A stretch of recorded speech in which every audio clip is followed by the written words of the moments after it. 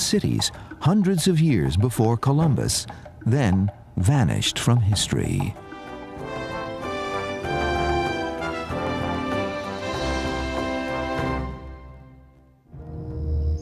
When the settlers of the 16 and 1700s began pushing inland across North America, they came across many strange earthen structures.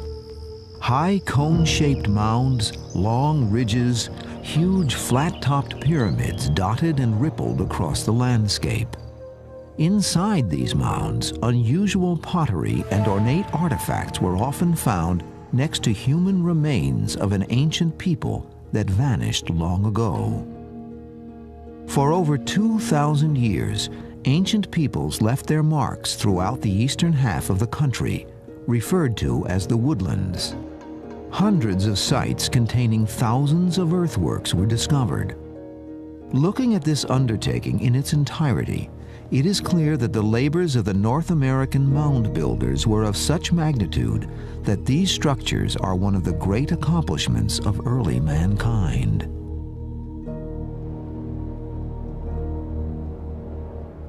The first Europeans to explore North America came across huge earthworks, mounds which excited their curiosity and their greed for the treasures that might be found inside them.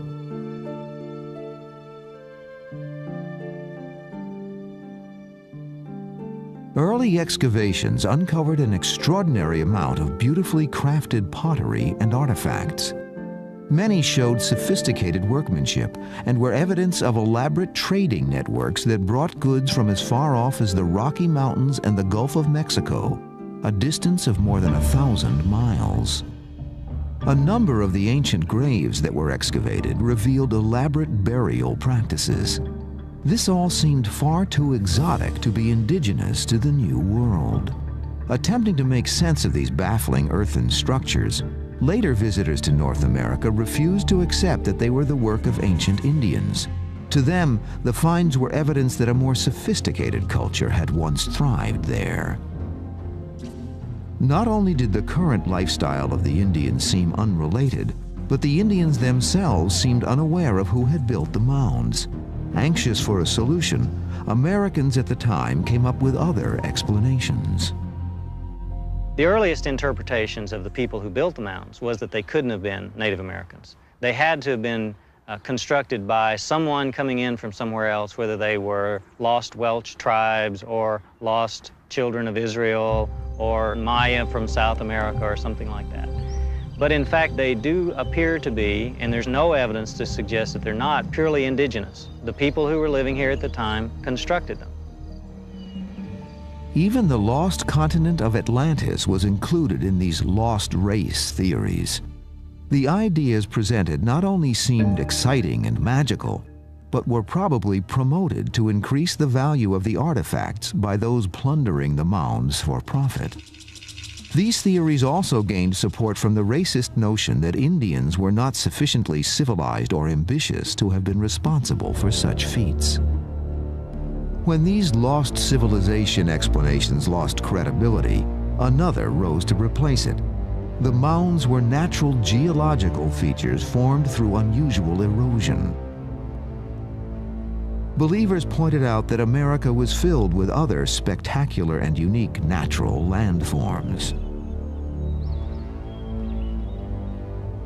The artifacts were often explained as coming from tribes that lived on these natural landforms at different times. Part of the problem, of course, was that the science of archaeology was in its infancy.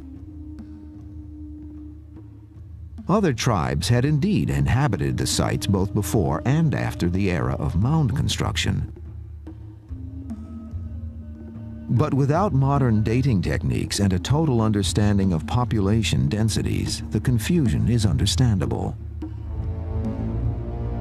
It is hard to believe how the largest ancient structures in North America could ever have been misinterpreted as geological forms, even though hundreds of years of weather and vegetation had obscured them.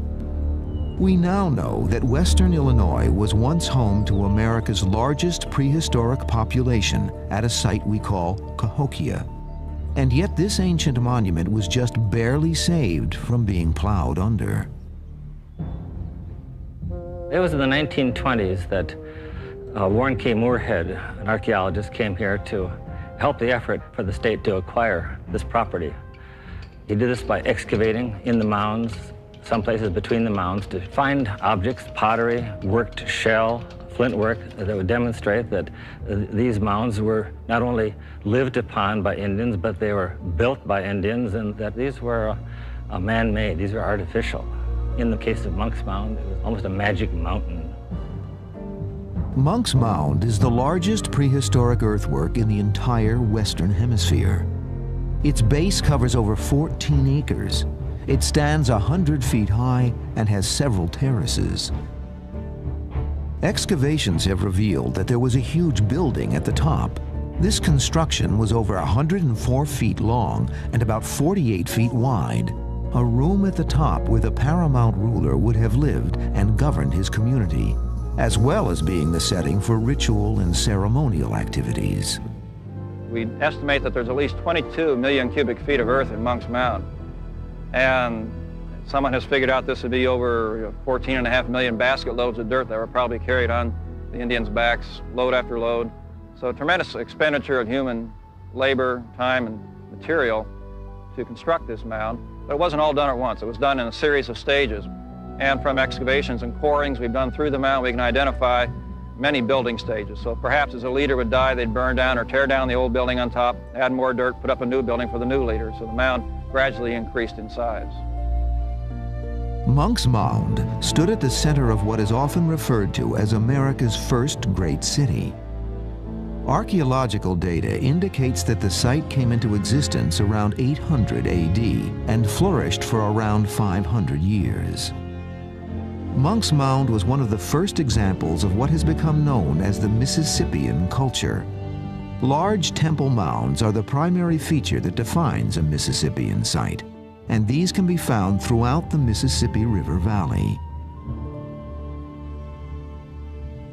Early theories about their construction claimed the mounds could only have been built with slave labor.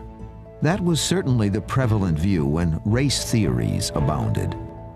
At that time, the mounds were often compared to Egypt's pyramids, but today, these theories have been rejected.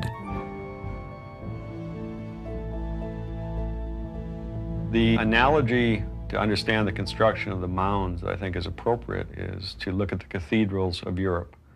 Monumental constructions that were built by people in a very primitive state of technology, some taking hundreds of years to build.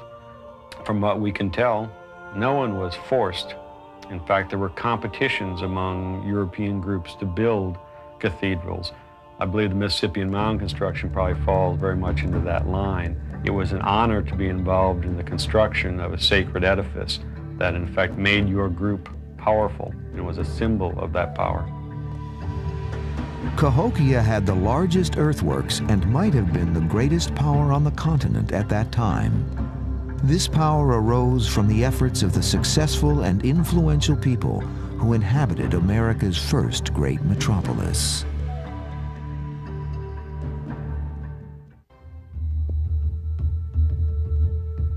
The prehistoric mounds of North America are the most striking remains of Cahokia's lost culture.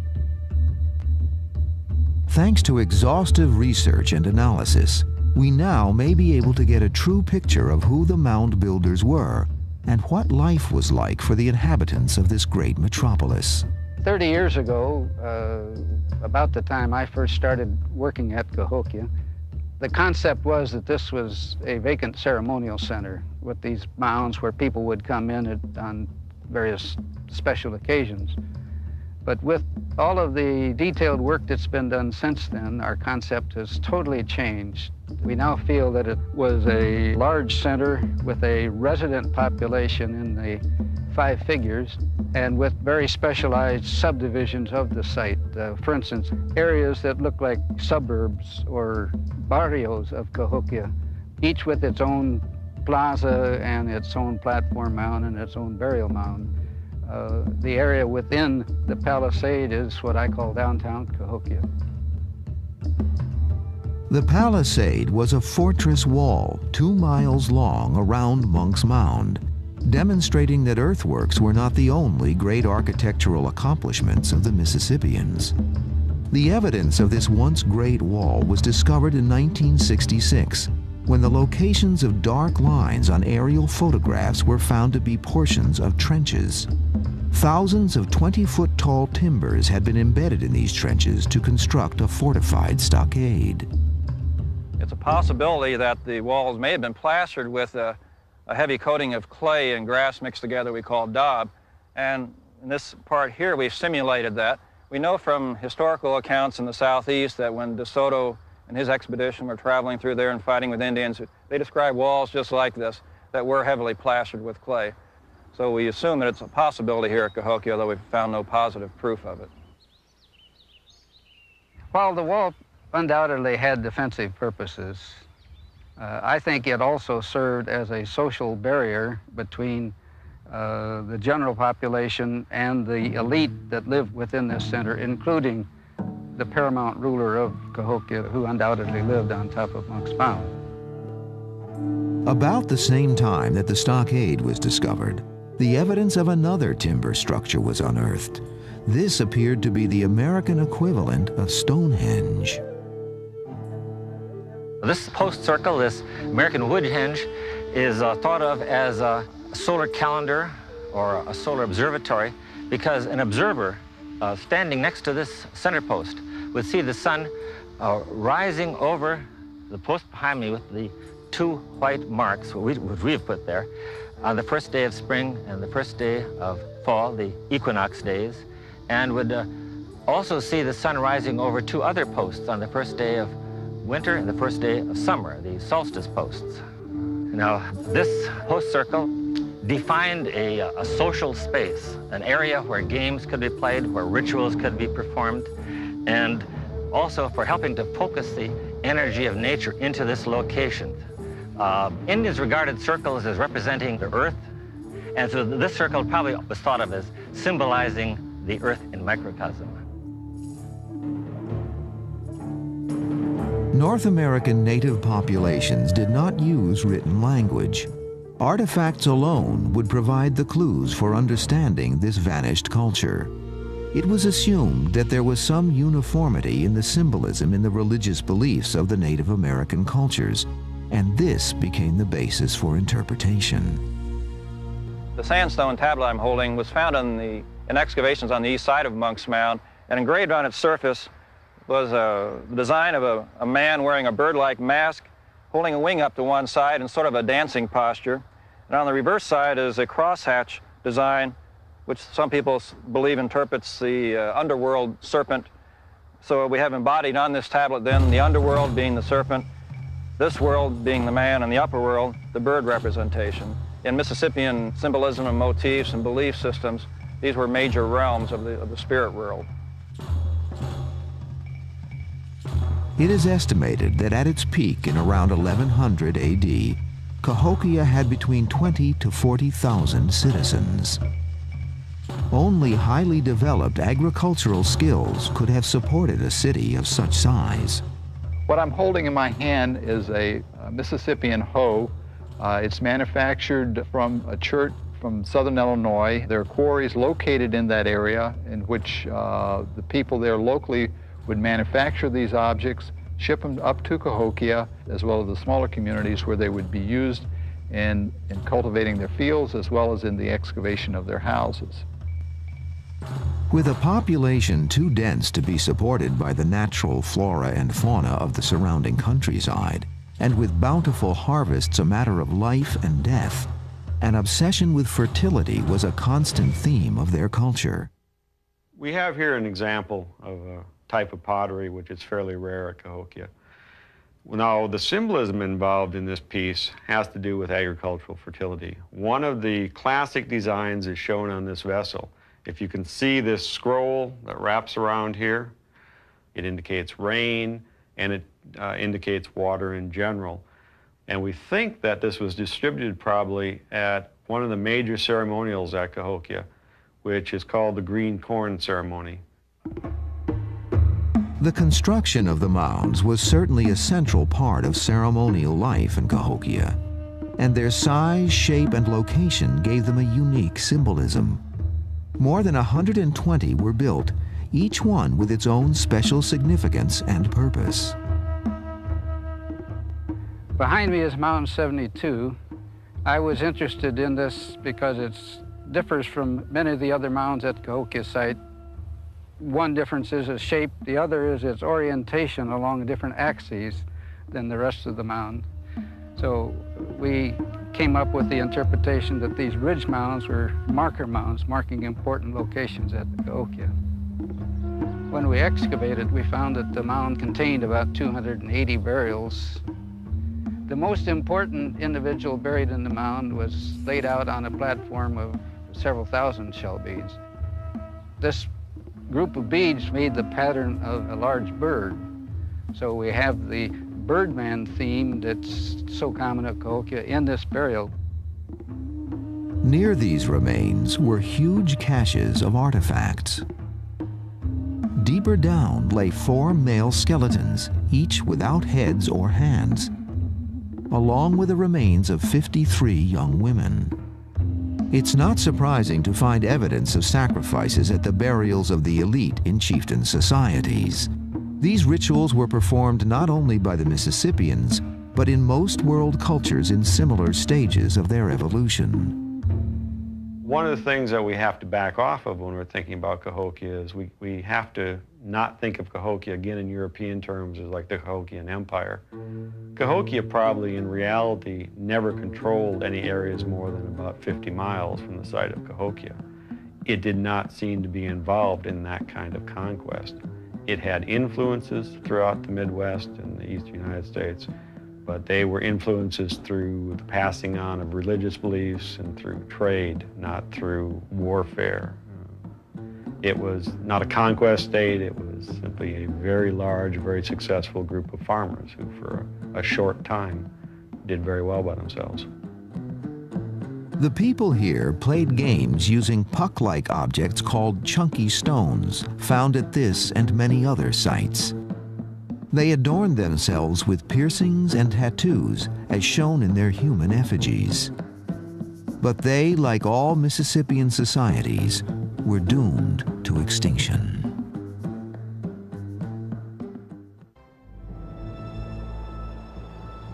It was about 12,000 years ago when the glaciers of the Ice Age receded to the north.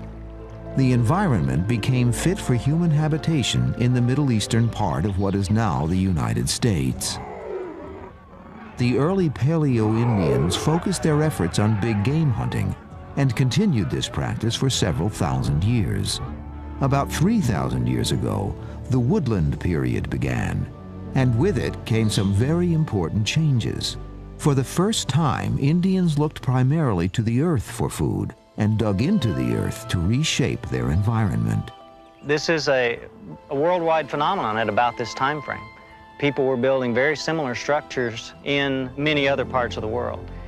It occurs at a time when there's a shift in economies from hunting and gathering to cultivation. And what they represent on one level is that someone had to have enough control over people to say, we need to do this. We need to work cooperatively to do that. With hunting and gathering cultures, you don't have that. Everyone's equal. No one can tell other people what to do and expect them to do it.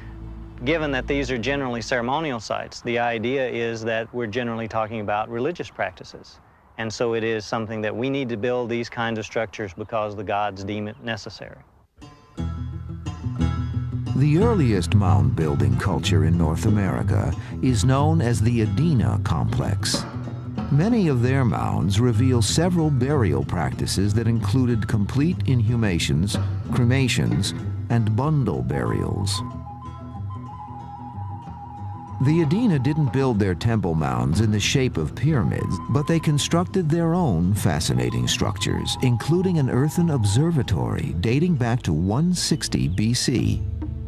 Located in the Anderson Mound site north of Indianapolis, Indiana.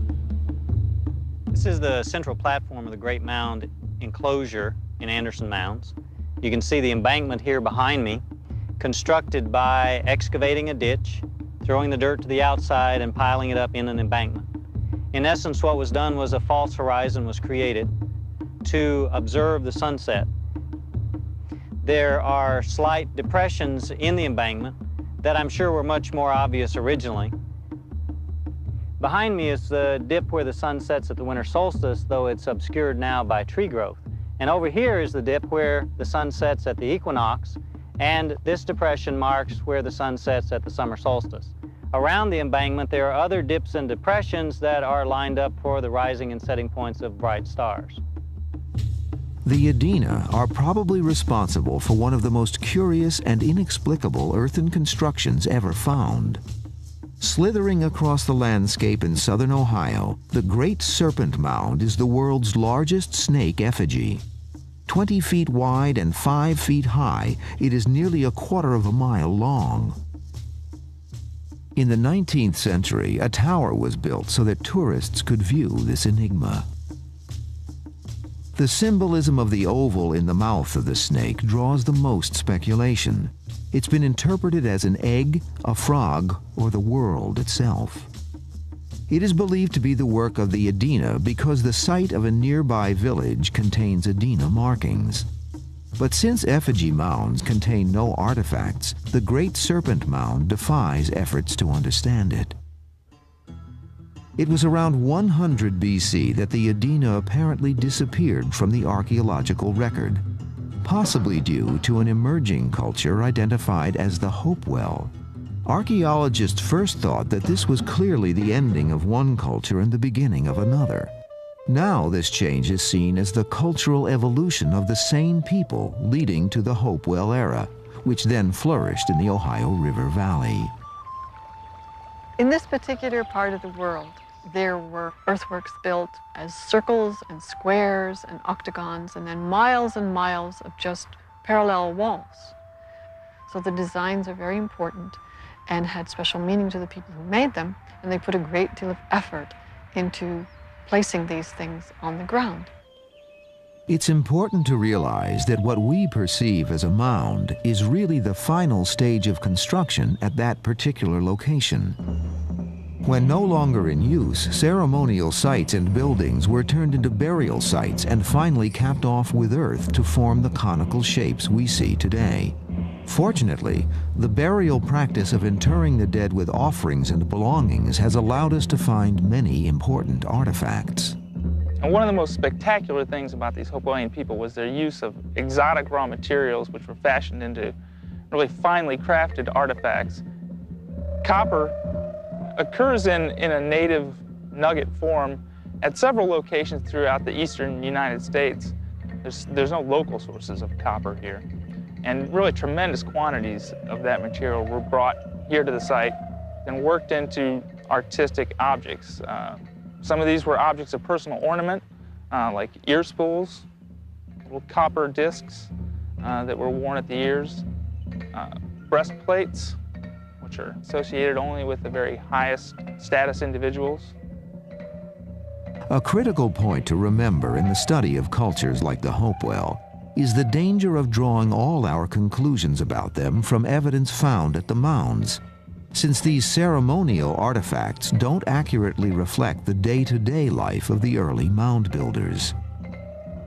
It's important to recognize that these people, their lives were not entirely focused on death and mortuary behavior. They led rich and varied lives like everyone else that involved, the whole range of human activities and emotions. These people lived in households and hamlets scattered throughout the river valleys. These settlements have been the focus of the most recent archaeological work being undertaken at Hopewell sites. Excavations at these sites have brought a whole new perspective to the Hopewell culture. Every fragment found becomes a part of an unfolding tapestry of human experience in prehistoric America. This is one of the things that we're finding a lot of here at the site. It's a fragment of a ceramic vessel. A lot of the pits that we've excavated have a large number of pieces, and we believe we'll be able to fit them together and see what the vessels actually looked like. From this fragment, I think we're looking at the upper part of a bowl, and the curvature suggests that it would have been a round-bottomed vessel, probably for storage of something. At a typical Hopewell settlement around 200 AD, there would be a thatched and pole structure for a small number of families to live in. Because needed resources were scattered far and wide, the settlements were dispersed across the area. Even though they were becoming more and more dependent on agriculture, greater population densities were not yet possible. Something that we have acquired information on really only in the last 20 years is that these people had domesticated plants, and through sifting the contents of these trash pits like we're excavating here, through very fine mesh, using water flotation and in some cases chemical flotation to retrieve charred remains of the foods that they ate, we have found kernels of corn, but we find only occasional kernels or broken, burned parts of cobs, and they clearly knew about it and used it, but it was not part of their agricultural repertoire. The work going on at excavations like these is only part of the effort to understand the prehistoric peoples of North America. The science of archaeology faced a daunting challenge in trying to reconstruct the mound-building cultures of North America. To begin with, the mounds had been constructed of soil and were more prone to the ravages of time than the ancient stone edifices found elsewhere in the world. It is impossible to determine how much more defined building angles were originally, and how much the ditches and depressions have been filled in. And time has taken its toll on most of the objects left behind by these fascinating people. Only the faintest traces remain of their basketry, leather, and cloth. If we use a definition of archaeology as the scientific study of the material remains of the human past, all we have left to work with are those material remains that survive. Generally stone artifacts, pottery, some metals. And if most of the earthen structures have been damaged or destroyed, we're dealing with probably less than 10% of what was here originally, and from that then trying to reconstruct what people were doing here 2,000 years ago. To help fill the void in their understanding of the mound builders, American archaeologists turned to the written accounts of the Spanish explorer Hernando de Soto and his expedition into the southeastern United States. De Soto began his 4-year trek in 1539, and he encountered some of the last Mississippian settlements along the way. One of the many facts the De Soto documents confirmed was that the temple mounds had ramps leading to the top. Accounts existed of Spanish horsemen riding up them on horseback. By the time America's colonial era began, there were no mound-building populations or direct historic links to their existence. One of the first scientific excavations of a mound was done by the man considered the father of Northern American archaeology, Thomas Jefferson. In 1781, after excavating a small burial mound near Monticello, his home in Virginia, Jefferson had no doubt that this and other mounds in the area were the work of American Indians. In the mid-1840s, the first fairly extensive study of mound sites was conducted by 2 men working out of Chillicothe, Ohio, Ephraim G. Squire, a local newspaperman, and Edwin H. Davis, a physician. They excavated at nearby Mound City and also explored a large number of other earth mounds and enclosures. Their findings were published by the recently established Smithsonian Institution. They concluded that some of the earthworks were sacred enclosures and that the people who had built them were skilled mathematicians and engineers. Unfortunately, after bringing this ancient American heritage to light, the 2 men had a falling out, and Davis sold his collection of artifacts for $10,000.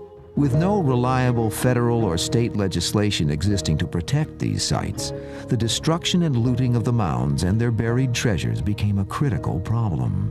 They were very obvious. People excavated them purely out of curiosity, with no record keeping whatsoever. One instance that I know of, a farmer was removing a burial mound, found a copper artifact, and used it to repair his shovel. There were Mississippian mounds that were dynamited and artifacts hauled out in wheelbarrow loads and sold to people right on the spot, and the collection dispersed all over the country. The Spiro Mound site in Oklahoma became known as a veritable treasure trove of artifacts. In the early 1930s, it was labeled the King Tut's Tomb of the Arkansas Valley because it was being ransacked by a mining company that had control of the land. The local citizens were outraged and pressured the Oklahoma legislature into passing an antiquities law in 1935. Unearthed at this site was one of the best preserved and largest of the Mississippian figurines, a human effigy pipe standing 11 inches tall. The adornments, the cap, braid, beaded necklace, and feathered cape, give us a rare portrait of a member of the elite of that particular society. The long fight to preserve the Mississippian site in Alabama, now called Moundville, is an even more dramatic example of people taking pride in local history. In the 1920s, the people banded together and bought pieces of the property containing the mounds whenever they could afford to do so. A young archaeologist named Walter B. Jones mortgaged his house on more than one occasion and labored tirelessly to gain support. In 1929, he wrote, "This matter has been before state and federal legislative bodies time and time again and has never made any headway. In the meantime, the mounds are slowly disintegrating. We robbed the Indians of everything they had, and the least we can do is to preserve this wonderful monument which they left behind." The persistence of Walter Jones and other citizens paid off. In 1933, Mound State Park was established. To create further interest, Jones assisted in the production of a film called Temples and Peace. Most importantly, the film chronicled some of the crucial excavations made by the Alabama Museum of Natural History. One early experiment was to test the amount of effort that went into building the mounds. Assuming that an average basket load contained 35 pounds of soil and a round trip for each bearer took 20 minutes, the project involved approximately 10 million man-hours of work. Over 1 million artifacts were recovered, and also well-preserved fireplaces and burial sites just beneath the flooring of dwellings. As indicated by the film title Temples and Peace, the site produced no real evidence of war by or against this particular society. Only 79 arrowheads were found and no other obvious weaponry. Out of 3,000 skulls studied, only 2 showed damage that could be attributed to violence. The average height of the skeletons was just under 5 feet 4 inches. Curiously, thanks to the Great Depression, much work was done at the mound sites. In 1938, restoration of Moundville was undertaken by work crews of the Civilian Conservation Corps, the CCC. As part of the many CCC projects, men were finding themselves in excavation crews under the supervision of a trained archaeologist, and the work they did paid off in many important discoveries.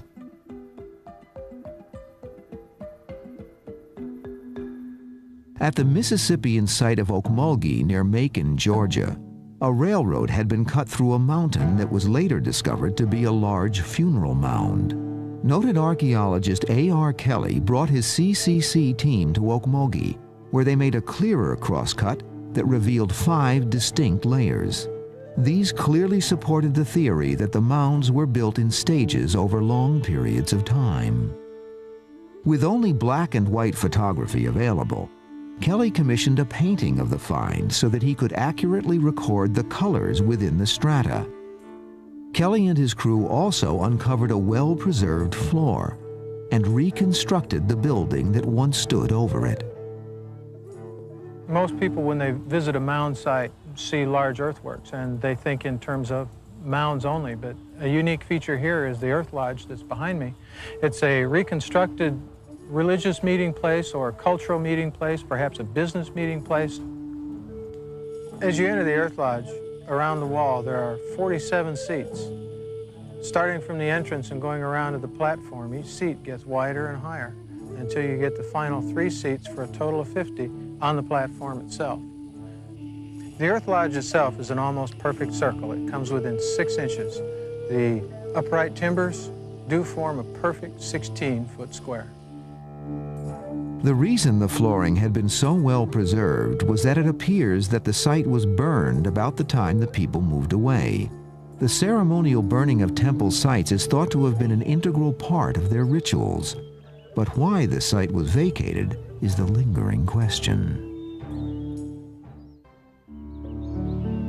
For about 2,000 years, the practice of mound building was associated with the most important, if not dominant, cultures of North America. During the Adena, Hopewell, and then Mississippian eras, these cultures seemed poised to become one of the world's great civilizations. But then they seem to have inexplicably disappeared from the land. One of the things that has impressed me as I work on the Hopewell question is rooted in this long-term stable adaptation that they achieved, lasting anywhere from 400 to 600 years. When you consider that stability, the mystery of what happened to this cultural tradition becomes even more intriguing. And however we ultimately explain it, whether by demographic growth or climate change or the leaders adopting a new system of relationships or whatever might come out of the archaeological research, this fact of why such a stable adaptation succumbed and was replaced by something else is a very deep part of the mystery. When a culture ceases to exist, the most melodramatic scenarios for its demise are always proposed first. But there is no evidence that warfare, disease, or a cataclysmic event brought an end to these people around 500 AD. Sometimes people overemphasize the mystery of the disappearance of the Hopewell people, but actually they didn't disappear.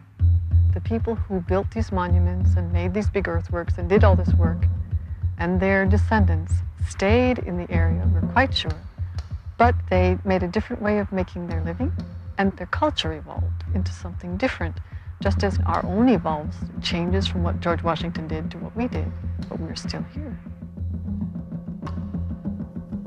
When it comes to the end of the Mississippian era, we may be talking about something altogether different.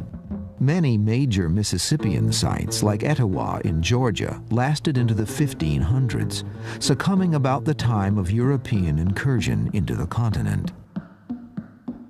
The Natchez people of Louisiana, who practiced many of the Mississippian traditions until around the year 1700, probably died out after De Soto and later French explorers unknowingly unleashed a form of bacterial warfare on the Native American populations. But this isn't the reason for the demise of Cahokia 200 years earlier. Perhaps the very fact that it was home to the biggest Mississippian population was the reason for its early decline in the 1300s. Many theories for its demise are based on the kinds of problems that continually plague urban settings. The population may simply have grown beyond the ability of the land to support it. For example, one of the reasons Cahokia declined was because they ran out of wood. And that's clearly shown in the rebuilding of the stockade. Much larger stockade logs at the beginning, down to very small stockade logs at the end, suggesting that the wood in the immediate vicinity is being cut down and doesn't have time to replenish. So it may be that people are simply running out of resources to support a large population in that immediate area. One of the least looked at variables in terms of the collapse of these Mississippian societies, in particular Cahokia, is the role of environmental change, particularly climatic change. And Over this area, you have essentially three large air masses. One of these air masses involves the hot, dry air coming off the plains, and so it's very possible that it was much drier. We know, for example, out in Iowa, there were droughts that were happening at about 1200 AD. It may not even be drought. It could be continuous rains. Certainly one of the things we do see is that there appears to have been a much higher water table at about 1300 AD because people are located on higher portions of the floodplain. Some of the new work we've been doing suggests that the end of Cahokia is not a slow decline. In fact, that it may be very rapid. And this gives more credence to the idea that the end of Cahokia is a political phenomenon rather perhaps than an environmental one. We know that it was a chiefdom. Chiefdoms are unstable. There are many competing groups. It is very likely that the end of Cahokia came through something like civil war, and that it created a situation, in effect, where there were no winners, and that you had basically a dispersal of elites with their followers throughout perhaps the west and to the north, and that simply was the end of Cahokia. It was rapid. It may have taken place in 10 or 20 years rather than 100 years. We may never fully know the true reasons for the disappearance of the mound builders, but modern research has at least been able to shine new light on their ancient way of life. Our images of early Native Americans has undergone a startling transformation, from simple hunter-gatherers to creators of thriving, sophisticated societies. It's discoveries such as these which keep the past eternally new and reawaken our desire to go in search of history.